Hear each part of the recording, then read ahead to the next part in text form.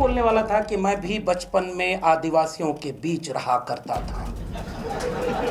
मैं बिल्कुल उधर नहीं जा रहा। मेरा तो आदिवासियों से जन्मों जन्मों का नाता है। ये वाक्य नहीं बोल रहा हूं, मैं एक किस्सा सुनाना चाह रहा था। 3 नक्शा भारत का उठाना। पहले नक्शे में जहां जहां जंगल हो उसको भर देना, दूसरे नक्शे में जहां जहां खनिज हो उसे भर देना, और तीसरे नक्शे में जहां आदिवासी हो उसे रख देना। तीनों नक्शों को जब एक जगह करोगे तो वो कॉमन निकलेगा। यानी इस देश के जल जंगल जमीन को अगर किसी ने बचाया है तो वो आदिवासियों ने बचाया है। कल को कोई आपका आरक्षण चुरा रहा था, आज कोई वोट चुरा रहा है, कल आपका जल जंगल जमीन शिक्षा अधिकार हक सब कुछ चुरा लेगा अगर इस तरह की किताबें नहीं आई कि इस देश में कदम कदम पर बदले पानी 4 कोस पर बानी। आदिवासी जिंदा कहां रहा? वो अपनी संस्कृति में जिंदा रहा, अपनी भाषा में, अपनी तहजीब में, अपनी परंपरा में जिंदा रहा, और वो आपकी एक रूपता में कहीं फिट नहीं बैठता। और इस किताब को गौर से देखिएगा।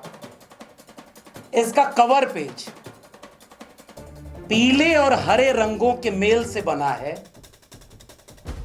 इसके मुख पृष्ठ पर भारत का नक्शा है और उस नक्शे के ऊपर आदिवासियों के प्रतीकात्मक चिन्हों के बीच लिखा हुआ है राष्ट्र निर्माण में आदिवासी। यानी ये कवर पेज ही दावा करता है कि ये मुल्क हमारा है।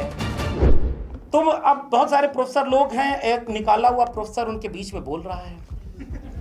निकालने के बाद अच्छा ये हुआ कि मौका मिला अपने देश, अपने संस्कृति समाज के बीच जाने का। आज मैं अपनी बात शुरू करूंगा एक मेरी प्रिय कवित्री हैं जसिंटा किरकिट्टा के एक छोटी सी कविता से, कि जब मैंने अ से अनार लिखा, उन्होंने कहा आह कितना सुंदर। जब मैंने आ से आम लिखा तो उन्होंने आम के गुण गाए। जब अ से अधिकार लिखा वे भड़क गए। और आज दिल्ली के जिस परिसर में हम हैं, आजादी के अमृत काल के वक्त भी इस परिसर में आदिवासी समाज के इतिहास पर एक किताब लिखी जाए और उसका विमोचन हो और इतनी तादाद में लोग उसमें शामिल हों, ये वो नया इतिहास है जिसका इंतजार करते करते अमृत काल आ गया। इसके लिए मैं लेखक को बहुत बधाई देना चाहता हूं। और इस किताब के लिखने में जो हिम्मत जुटाई डॉक्टर जितेंद्र मीणा ने, और इस किताब को छापने में, प्रकाशित करने में अनबाउंड प्रकाशन ने जो हिम्मत दिखाई कि जिन्हें उपेक्षित तिरस्कृत किया जाए उन्हें वो मुख्य धारा में ले आएंगे, इतनी खूबसूरत किताब की शक्ल में ले आएंगे, और दिल्ली के इतने भद्र एलीट अंग्रेजी दां शहरी वर्चस्व वाली जगहों में उसका विमोचन कार्यक्रम कराएंगे। ये सब अपने आप में प्रतिरोध की एक श्रृंखला खड़ी करता है। इसके लिए मैं प्रकाशक अनबाउंड प्रकाशन के अलिन जी को बहुत धन्यवाद देता हूं। और इस किताब को गौर से देखिएगा। इसका कवर पेज पीले और हरे रंगों के मेल से बना है। इसके मुख पृष्ठ पर भारत का नक्शा है और उस नक्शे के ऊपर आदिवासियों के प्रतीकात्मक चिन्हों के बीच लिखा हुआ है राष्ट्र निर्माण में आदिवासी। यानी ये कवर पेज ही दावा करता है कि ये मुल्क हमारा है, लेकिन जो इस देश, इस दुनिया के सबसे पहले मूल निवासी थे, उनके साथ सबसे बड़ा धोखा या साजिश किसी तलवार, बंदूक या तोप ने नहीं की।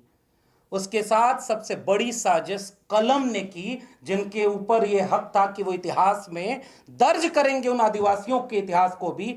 उन्होंने धोखा किया तो जो कलम ने धोखा किया, उस धोखे का हिसाब करने के लिए आदिवासियों ने खुद अपने हाथ में कलम उठाई है। और जितेंद्र मीणा को मैं बहुत बधाई देता हूं कि उन्होंने इस तरह की शानदार कोशिश यहां पर की है। और इसमें जो आदिवासी लिखा हुआ है वो नीले रंग से लिखा हुआ है। और यहां संपादक आशीष जी हैं और प्रकाशक हैं।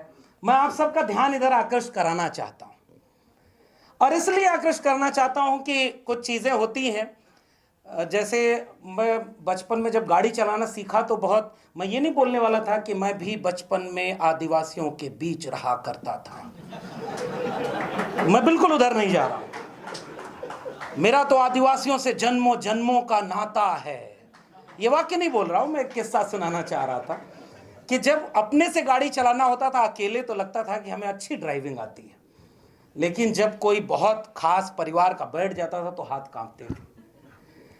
अब कोई अगर लेखक हो तो उसकी किताब पर बोलना आसान है, लेकिन लेखक से पहले कोई मित्र हो तो जोखिम भरा है कि भाई आप क्या बोलेंगे, संभल के बोलना। फिर भी मैं कुछ बातें इतिहास के थोड़े से पुराने पन्नों को उधेड़ते हुए, प्रोफेसर एन सुकुमार और प्रोफेसर मनोज झा यहाँ बैठे हुए हैं, प्रोफेसर सोना झरिया मिंज बैठी हुई हैं, मैं थोड़ा सा कुछ साल पहले पन्ना पलटना चाहता हूँ। शायद दिसंबर या जनवरी का महीना था, साल 2018-19, और इस देश में 13 पॉइंट रोस्टर आया था। और इसलिए मैं कह रहा हूं इस मंच पर यह बात बोलनी चाहिए क्योंकि ये सारे लोग जो मंच पर हैं वो सारे उस आंदोलन से जुड़े हुए हैं। और उस समय पूरे देश में रोस्टर आंदोलन के खिलाफ जो अगुवाई थी वो दिल्ली विश्वविद्यालय ने की थी, उनमें हम लोग शुमार थे। लेकिन उसी बीच में जितेंद्र मीणा एक बार एक नया मुद्दा एक बैठक में ले आते हैं कि आदिवासियों के वन अधिकार अधिनियम से छेड़खानी हो रही है और उन्हें कागज दिखाने के लिए कहा जा रहा है कि अगर आपको यह साबित करना है कि वो जमीन जिस पर आप नहीं आपके पुरखे रहते आए हैं वो जमीन आपकी है, इसके लिए आपको कागज दिखाना पड़ेगा। हम लोग भी समझे कि ये कौन सा मुद्दा है, इस पर हम लोग क्या करेंगे क्या नहीं करेंगे। लेकिन जितेंद्र मीणा ने उसका पूरा शोध किया हुआ था और उसके बाद धीरे धीरे वो मुद्दा बना। और मुझे याद है जंतर मंतर पर एक बड़ा आंदोलन हुआ और उस समय देश में यह नारा लगा था कि भले जेल में जाएंगे हम कागज नहीं दिखाएंगे। लेकिन शाहीन बाग की वो दादियों ने जो नारा लगाया कि उस समय सीएनआरसी के नाम पर संविधान से जो छेड़खानी हो रही थी, तब लोगों को लगा कि ये सारा झगड़ा तो केवल मुसलमानों के खिलाफ है, हमारा नंबर तो आएगा नहीं। लेकिन जब आदिवासी समाज का पूरे देश में आंदोलन खड़ा हुआ कि आप जो कागज मांग रहे हो असल में आपका निशाना हमारी जमीन है और उस जमीन के नीचे जो खनिज संसाधन है जो हमारे हैं उसे आप छीनना चाहते हो। और उस समय मैं लेखक के बारे में बस थोड़ा सा परिचय देना चाह रहा हूं कि यह किताब भले बाद में आई, लेकिन लेखक ने आदिवासी मुद्दों पर बोलना, लिखना और लड़ना कई वर्ष पहले से शुरू कर दिया था। और कई ऐसे किस्से वो आते रहे जैसे हम लोग भी नहीं जानते थे। बाद के दिनों में तमाम लोग प्रोफेसर हैं। अब जैसे प्रोफेसर मनोज झा जी बैठे हुए हैं, संसद में मैंने एक वीडियो देखी कि ये दो लोग उधर से जा रहे हैं, सामने से कोई विपक्ष का सांसद आ रहा है तो अभिवादन किस शैली में कर रहा है, गली गली में शोर है। अब आगे वाला नहीं बोलता हूं क्योंकि संसद के परिसर वाली बात है। तो ये माहौल है। कल को कोई आपका आरक्षण चुरा रहा था, आज कोई वोट चुरा रहा है, कल आपका जल, जंगल, जमीन, शिक्षा, अधिकार, हक सब कुछ चुरा लेगा अगर इस तरह की किताबें नहीं आएंगी तो, जो बताएंगी कि आपको किस चोरी से बचना है। और इसलिए इस किताब में जो भूमिका है उस भूमिका से अपनी बात प्रोफेसर एन सुकुमार ने एक इशारा कर दिया है, जिसकी तरफ लेखक और प्रकाशक दोनों को ध्यान में रखना होगा कि अगर यह किताब हिंदी की बजाय अंग्रेजी में होती तो और जल्दी वो इस पूरी किताब को पढ़ लेते। और मैं उम्मीद करता हूं कि अगला कार्यक्रम अंग्रेजी संस्करण के साथ हो ताकि अंग्रेजी दान लोग भी आदिवासियों के इतिहास को पढ़ें और जानें। तो अब बहुत सारे प्रोफेसर लोग हैं, एक निकाला हुआ प्रोफेसर उनके बीच में बोल रहा है। निकालने के बाद अच्छा ये हुआ कि मौका मिला अपने देश, अपने संस्कृति, समाज के बीच जाने का। और मैं एक अपने ही वाकये से शुरू करता हूं, हालांकि अगले 10 मिनट में अपनी बात खत्म करूंगा। ओबीसी समाज का, पूर्वांचल का एक व्यक्ति, जिसे बचपन के, जिसके चारों तरफ का माहौल क्या था, वो हमारी तरफ नारे लगाते थे, तब शाखाएं कम लगती थी लेकिन नारे तब भी लगा करते थे, और वो नारे लगा करते थे कि जपो निरंतर एक जबान, हिंदी हिंदू हिंदुस्तान, तबही सुधरे जन्म निदान, तबही भला करें भगवान। बचपन से सुनते थे हिंदी हिंदू हिंदुस्तान। यह अलग बात है कि एक देश के ऊपर एक भाषा थोपने वाले क्यों ये भूल जाते हैं कि इस देश में कदम कदम पर बदले पानी, चार कोस पर बानी। आदिवासी जिंदा कहां रहा? वो अपनी संस्कृति में जिंदा रहा, अपनी भाषा में, अपनी तहजीब में, अपनी परंपरा में जिंदा रहा, और वो आपकी एक रूपता में कहीं फिट नहीं बैठता है। उसकी अपनी संस्कृति, अपना अपना परंपरा है। अभी इसी 9 अगस्त को विश्व आदिवासी दिवस के दिन मैं मध्य प्रदेश और महाराष्ट्र के बॉर्डर इलाके में, सुदूर इलाका, जहां एयरपोर्ट से उतर के भी आपको 5-6 घंटे, उधर से फोन आया तो मैंने कहा कि बहुत दूर है, मैं कैसे आ पाऊंगा। उन्होंने कहा सर, राजमार्गों और हवाई अड्डों के इतने करीब अगर आदिवासी रहते तो आज हाशिए पर नहीं रहा करते। उन तक पहुंचने के लिए आपको कई किलोमीटर ऐसी जगह जाना होगा जहां सड़कें अच्छी नहीं होंगी, जहां रास्ते अच्छे नहीं होंगे। फिर तुरंत कोई पलट कर कहेगा कि सड़क बनाने जाते हैं तो आप विरोध करते हैं। लेकिन सवाल यह पूछा जाएगा कि आप विकास का चेहरा दिखाकर विनाश उन पर थोपते हैं। मैं गया वहां तो रास्ते में जहां जहां मौका मिला आदिवासी समाज के लोग स्वागत कर रहे थे। मैंने उस वीडियो को पोस्ट किया, और प्रोफेसर मनोज झा इस बात को समझेंगे, क्योंकि जिस डिकास्ट होने की बात को हम लोग कहते हैं, आप सोचिए कि इस मंच पर अधिकांश लोग, जब प्रोफेसर एन सुकुमार बोल रहे हैं या प्रोफेसर सोना झरिया मिंज बोल रही हैं या हम लोग, तो उसकी भी अपनी एक लोकेशन, एक पॉलिटिकल और सोशल लोकेशन है। और प्रोफेसर मनोज झा भी हैं जो लड़ाई ही सोशल जस्टिस की लड़ते हैं। उन्होंने तिलक लगाया हल्दी का, और चावल से, जो पीली हल्दी में लिपटे हुए चावल थे, उसको माथे पर ऐसे तिरछा लगाया, पीले गमछे को सर में बांधा, और उस चावल से ऐसे छिड़काव किया, और उनकी थाली में एक दीपक था और उसके बगल में नारियल रखा हुआ था। मैं बड़ा संकोच के साथ इस वीडियो को फेसबुक पर या ट्विटर पर लगाना चाह रहा था कि लोग कहेंगे कि जिस मनुवादी संस्कृति का आप विरोध करते हैं आप उसी का पालन करने लगे। लेकिन फिर भी मैंने कहा कि जरा इसका एक टेस्ट करता हूं, जैसे मैं यहां एक टेस्ट करता हूं। दिल्ली के सबसे एलीट क्लब में यह बैठक हो रही है। झारखंड के एक सुदूर आदिवासी इलाके में जब मैं वहां गया तो वहां सबसे, वो भी आदिवासी दिवस का कार्यक्रम था, उन्होंने पहले पूजा करने के लिए वहां मुझे बुलाया। मैंने कहा साहब इतने कैमरे लगे हुए हैं, वहां जाके पूजा करना है? हम लोग उस परंपरा के तो है नहीं कि पूजा करने में मूर्ति के पीछे पहले कैमरामैन खड़ा हो तब जाकर के आप साधना लीन हो। वो फोटो छपती है तो लगता है कि आप महान पुजारी हैं, और देश में ऐसे समय जब पुजारी और नेता का फर्क भी मिट गया हो। लेकिन उन्होंने कहा साहब ये वो पूजा नहीं है। और जितेंद्र मीणा ने अपनी किताब की भूमिका में वो बात लिखी है। आपको पता ही नहीं चला साहब कि उस जगह पर जब उन्होंने अभिवादन किया, बुढ़ाल पेन्ना सेवा सेवा, मैं यहां आपसे दावे से कहता हूं किसी को इसका अर्थ ही नहीं पता होगा। जो आदिवासी समाज के लोग हैं वो जानते होंगे। बिरसा मुंडा ना सेवा सेवा, तिलका मांझी ना सेवा सेवा। What is the mean of सेवा? हमें पता ही नहीं।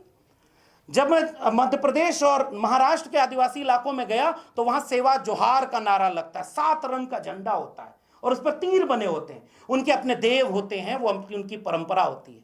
और उनके पूजा प्रकृति की पूजा है। वो एक मटके में मिट्टी रख करके उसमें गेहूं को जब आरोपित करते हैं और जब पहला अंकुर फूटता है तो उसे अपना देव मानकर उसकी पूजा करते हैं। पीला उसी से है, प्रकृति का रंग। इसीलिए ये बात भूल न जाऊं, इसलिए लेखक ने याद फिर दिला दिया है कि किताब का रंग पीला है। ये आदिवासी संस्कृति का द्योतक है।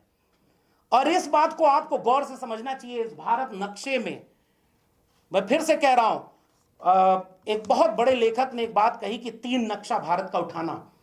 पहले नक्शे में जहां जहां जंगल हो उसको भर देना, दूसरे नक्शे में जहां जहां खनिज हो उसे भर देना, और तीसरे नक्शे में जहां आदिवासी हो उसे लिख देना।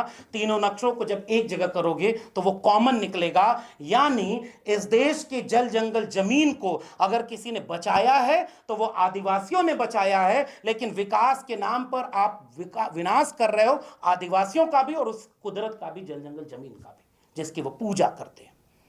और इसलिए मैंने ये याद किया कि हम जिन पिछड़े समाज के, ओबीसी, किसान, कृषक परिवारों के बीच से बचपन को याद करते हैं तो लगता है कि कृषि पूजा तो हमारे यहां भी हुआ करती थी। फसल बोई गई तब उसके फसल बोने के गीत हुआ करते थे। फसल काटी जाए तो उसके फसल काटने के बाद पहला बीज उसका एक आग में जलाकर उसे होला कहते थे, और बाद में कोई होलिका की कहानी आई और होला की कहानी पर बैठ गई। बाकी आप समझदार लोगों को इशारा काफी है। तो कैसे कैप्चर किया जाता है, और जितेंद्र मीणा ने अपनी किताब की भूमिका में यह बात बहुत साफ लिखी है कि इतिहास उन लोगों का कभी नहीं बनता जो अपने इतिहास को लिखते और दर्ज करते नहीं, और कमजोर लोगों का कोई इतिहास कभी कोई लिखता भी नहीं। इसलिए मैं जब उस पूरी परंपरा को देखा और फेसबुक के नीचे कमेंट को देखा तो सब लोग ये लिख रहे हैं कि भाई आप तो वही निकले, आप आरती करवा रहे हो, आप हल्दी और इसका वो। तब मुझे लगा कि इस देश में भी पता ही नहीं लोगों को कि आदिवासियों की संस्कृति क्या है, और वैसे ही कृषक समाज की संस्कृति क्या है, कृषक समाज की परंपरा। हमारे यहाँ ओबीसी घरों में भी आप पुरानी परंपरा में जाएंगे तो पीले गमछे से स्वागत होता है, हल्दी और चावल और दूब उस शादी में सबसे पवित्र मान करके उसकी पूजा होती है। तो कुदरत के बीच सबसे पहला रिश्ता उन्हीं लोगों का था जो जल जंगल जमीन से जुड़े थे। बीच में कोई बैठ गया जो बताने लगा कि हम वो ठेकेदार हैं जो आपकी पूजा को भी वैध और अवैध साबित करेंगे। और उन्हीं लोगों के हाथ में जब कलम आई, महात्मा ज्योतिबा फूले ने उन्हीं लोगों के लिए लिखा है कलम कसाई। बहुत कठिन शब्द है, चुभेगा। हम भी चाहते हैं कि चुभे। बहुत आसान चीजों से, फूल से इलाज होता भी नहीं। जी नहीं सकता तो जीने की तमन्ना छोड़ दे, बहते बहते रुक जाए वो दरिया छोड़ दे। फूल था मैं और मुझे कांटा बना कर रख दिया, और अब कांटे से कहते हो कि चुभना छोड़ दे।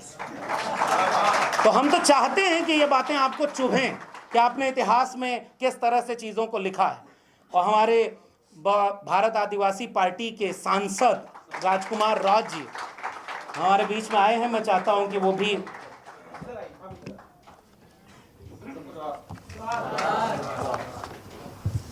और ये मैं पूछना ही भूल गया था कि जोहार का मतलब क्या होता है, कितने लोगों को पता है। और मैं ये सवाल यहीं से उठाना चाह रहा था कि सेवा जोहार का नारा क्यों लगता था, और जोहार का नारा और उलगुलान का नारा किसके लिए लगता है। ये बात प्रोफेसर जितेंद्र मीणा ने अपनी किताब में भूमिका में लिखी है। अगले 2-4 पॉइंट्स में अपनी बात खत्म करूंगा। पहली लाइन इस किताब की जरूर पढ़नी चाहिए। नर्मदा और सिंधु के किनारे बसी वे आदिवासी बस्तियां इस भारत की ऐतिहासिक विरासत हैं जिन्होंने इस महान सभ्यता को जन्म दिया। लेकिन गंगा को केंद्र में रख करके जिन्होंने भारत का स्वप्न देखा, उन्हें तो पता ही नहीं कि नर्मदा और सिंधु के किनारे आजकल क्या हुआ था और उस जमाने में क्या हुआ था। और मुझे याद आ रहा है जयपाल सिंह मुंडा का संविधान सभा में दिया हुआ वो भाषण कि हम 6000 साल से इस देश के मूल निवासी सिंधु घाटी सभ्यता के वारिस हैं, और आपको हमें लोकतंत्र सिखाना नहीं है, आपको लोकतंत्र हमसे सीखना होगा।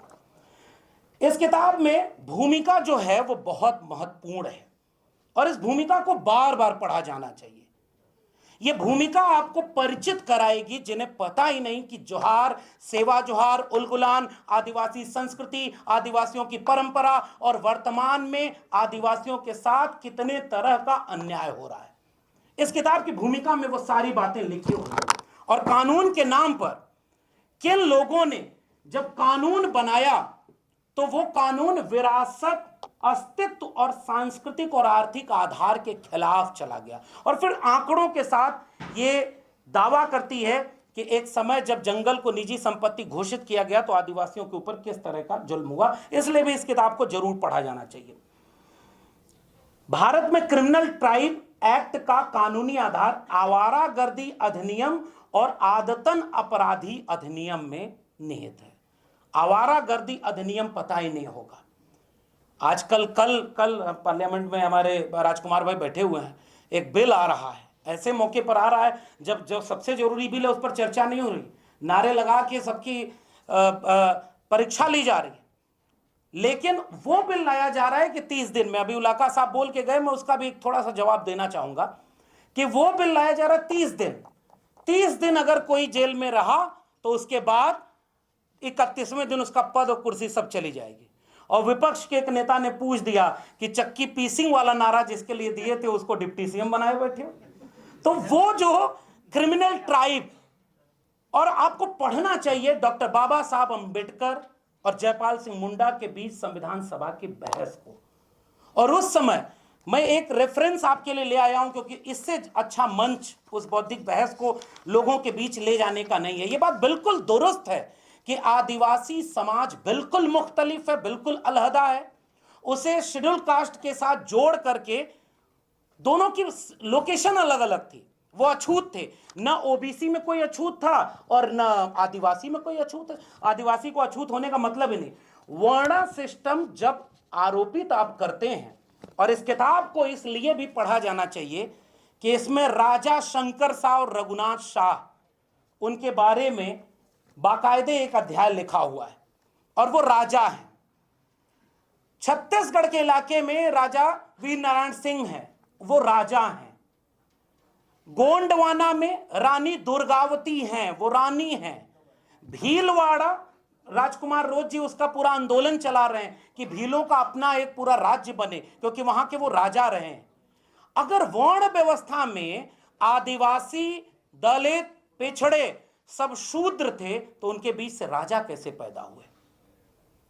सम्राट अशोक, चंद्रगुप्त मौर्य, देवगिरी के यादव, गुर्जर पाल प्रतिहार वंश, चोल से लेकर के गोंडवाना भीलवाड़ा। इसका मतलब कि वर्णा सिस्टम न तो आदिवासी पर कभी फिट बैठता है, न दलित पर, न ओबीसी पर। वो एक आरोपित व्यवस्था है जिससे आप अपनी संस्कृति को भूल जाओ और एक व्यक्ति, एक ग्रंथ, एक संस्कृति, एक नेता, एक झंडा और एक ही सब कुछ के रंग में रंग दिया जाए। इसलिए भी इस किताब को पढ़ा जाना चाहिए। इसलिए उलाका जी जब ये बोल रहे थे कि नुकसान हुआ, मैं वहां पर देख रहा हूं कि जब 1949 में बाबा साहब अंबेडकर ने एक प्रस्ताव लाया था, और तारीख के साथ इसको देखना चाहिए। 1947 से 1949 के बीच एडवाइजरी कमेटी जो आदिवासी लोगों के साथ बनी थी, जितेंद्र मीणा ने बाकायदे अपनी भूमिका में लिखा है कि केवल 7.5, 8, 9% जिसकी आबादी हो उसकी केवल 16 लोग संविधान सभा में थे। तो जब नया भारत बनाया जा रहा था तो आदिवासी कहां थे और उस संविधान सभा की बहस में कहां है वो? उसके बाद उन्होंने कहा कि वो मांग ये कर रहे थे कि जो राज्य जहां आदिवासी ज्यादा हैं उन राज्यों में उनको विशेष अधिकार मिलना चाहिए। मांगा उन्होंने अधिकार और मिला केवल आरक्षण। मुझे लगता है आदिवासी समाज की यह दिक्कत रही है और इसलिए भी वो लड़ते हैं। लेकिन डॉक्टर बाबा साहब अंबेडकर ने 11 मई 1949 को अल्पसंख्यक राजनीतिक संरक्षण पर एडवाइजरी कमेटी और उसके बाद 24 अगस्त 1949 को ड्राफ्ट आर्टिकल 294 जो बाद में कॉन्स्टिट्यूशन में आर्टिकल 332 में आता है, पूरे देश में जैसे शेड्यूल कास्ट को रिजर्वेशन मिला वैसे ही शेड्यूल ट्राइब को भी नहीं वो चीज मिल पा रही है जो वो चाहते हैं, तो कम से कम रिजर्वेशन तो मिले। यह काम उस एकता को दिखाता है जो उस बहुजन आइडेंटिटी पॉलिटिक्स को जोड़ती है। अलग होने के सामाजिक, सांस्कृतिक, आर्थिक कई कारण हैं, लेकिन जोड़ने के जहां जहां इतिहास हैं उस इतिहास को पढ़ना चाहिए। अब मैं आखिर में एक दो बातें कह के अपनी बात को खत्म करूंगा, उसके बाद 2 वक्ता हैं उनको अपनी बात को पढ़ना है, सुनेंगे आप। एनिमेशन ऑफ कास्ट में बाबा साहब डॉक्टर अंबेडकर लिखते हैं कि इतिहास गवाह है कि भारत के इतिहासकारों ने दलितों और आदिवासियों की भूमिका को मिटा दिया है। जब तक यह देश अपने असली निर्माताओं की पहचान नहीं कर लेता तब तक वह न्यायपूर्ण राष्ट्र नहीं बन सकता। डॉक्टर राम मनोहर लोहिया मार्क्स, गांधी और समाजवाद किताब में 1960 में लिखते हैं कि भारत में असली लोकतंत्र तभी आएगा जब सबसे गरीब, सबसे उपेक्षित और सबसे पिछड़े आदमी की जिंदगी बदलाव आएगा, जब आदिवासी, दलित, स्त्री, उनकी आवाज संसद में गूंजेगी, तभी भारत का स्वराज पैदा होगा। और आज जब राजकुमार रोत जैसे सांसद सदन में खड़े होकर के बोलते हैं तब लगता है। देखिए, आदिवासी की लड़ाई आदिवासी ही लड़ेगा, वही बोल सकता है। बाकी आप उनके साथ, उनके पीछे खड़े होकर के आप साथ दीजिए, उसका नेता नहीं बनना है। इसलिए आज जो बात राजकुमार रोध बोल रहे, इससे पहले क्यों नहीं बोली गई? महाश्वेता देवी ने अरण्येर अधिकार में 1977 में लिखा कि भारत का इतिहास लिखने वाले हमेशा महलों और दरबारों के इतिहासकार रहे, महलों और दरबारों के इतिहासकार रहे। जंगलों और पहाड़ों में लड़ी गई असली लड़ाइयों को उन्होंने कभी जगह नहीं दी। आदिवासी इतिहास इसलिए जिंदा है क्योंकि वह लोगों की यादों और संघर्षों में जिंदा, और उन यादों संघर्षों से इस किताब ने एक भूमिका निभाई है। ये भूमिका जब जितेंद्र मीणा लिखते हैं तो ये दावा कतई नहीं करते कि आदिवासियों के ऊपर कोई पहली किताब मैं लिख रहा हूं। इसके पहले बहुत सारी किताबें लिखी गई हैं, बहुत सारे काम हुए हैं। जितेंद्र मीणा ये दावा कर रहे हैं कि जिन नायकों को उपेक्षित कर दिया गया, हम उन नायकों की भी बात आपको बताना चाहते हैं। छत्तीसगढ़ नॉर्थ ईस्ट से लेकर के राजस्थान, गुजरात के भी इसमें नायक शामिल हैं, इसलिए भी इस किताब को पढ़ना चाहिए। एक कोटेशन, एक दो बस पढ़ के मैं अपनी बात खत्म करूंगा। हालांकि पेज नंबर 33 पर इन्होंने वनवासी वाले संकट के ऊपर भी इशारा किया है कि कुछ लोग आदिवासियों को वनवासी कहकर के अपनी संस्कृति भी थोप रहे हैं, जबकि आदिवासी संस्कृति का उनसे मेल नहीं है। आपको जानकारी होनी चाहिए कि झारखंड में विधानसभा ने यह बिल पारित किया कि अब की जब जनगणना हो तो धर्म के कॉलम में हमारा अपना धर्म भी लिखा होना चाहिए। जब उनका धर्म अलग, उनके देवी देवता अलग, उनकी संस्कृति अलग, तो उनके ऊपर आप एक धर्म, एक भाषा, एक नेता क्यों थोपेंगे?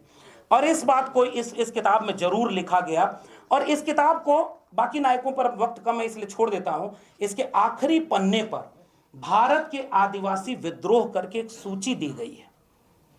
जो क्लेम है ये किताब कि भारत राष्ट्र के निर्माता हम हैं, जिसे इनकैर्नेशन लिखने वाले सुनील खिलनानी बिरसा मुंडा से आगे नहीं बढ़ा पाए, जिसे मेकर्स ऑफ मॉडर्न इंडिया लिखने वाले लेखक उसको भी नहीं देख पाए।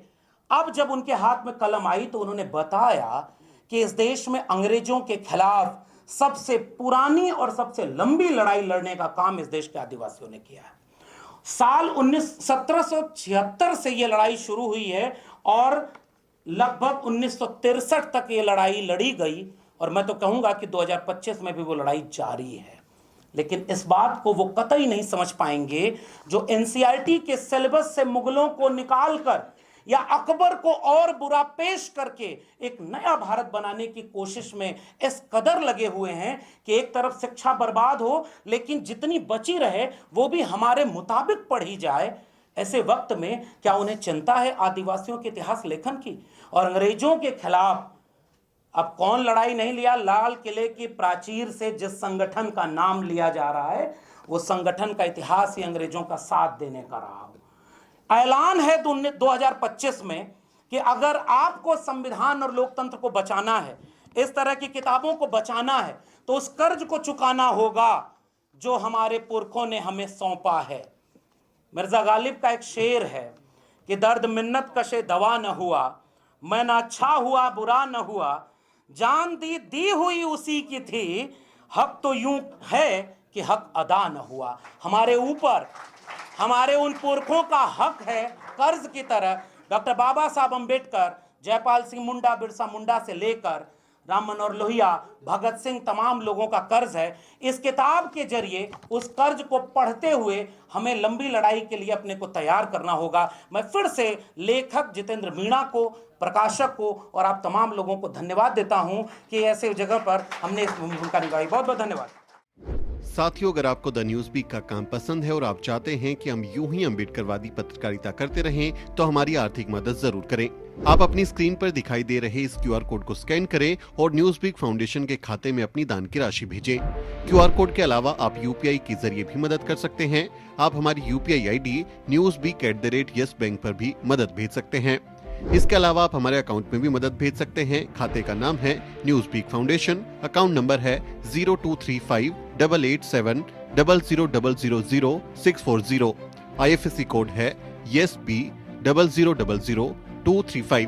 बैंक का नाम यस बैंक है और ब्रांच है नेहरू पैलेस, दिल्ली। आप डोनेशन के एवज में इनकम टैक्स में भी छूट पा सकते हैं। डोनेशन की रसीद पाने के लिए ट्रांजैक्शन का स्क्रीनशॉट हमें भेजें। टाइप करें डोनेशन स्पेस आपका नाम और हमें 8595794224 पर व्हाट्सएप करें।